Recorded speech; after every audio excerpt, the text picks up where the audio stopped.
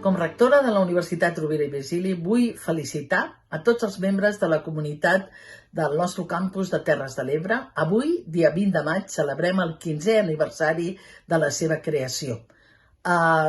Gràcies a tot el personal d'Administració i Serveis, gràcies al professorat, gràcies als estudiants que heu depositat la confiança en la nostra universitat i al director actual, el Jordi Sardà, perquè hem aconseguit que el campus de Terres de l'Ebre sigui el motor pel desenvolupament social, econòmic i cultural de les Terres de l'Ebre.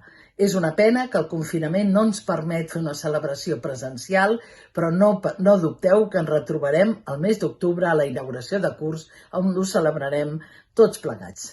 Que tingueu molt bon dia.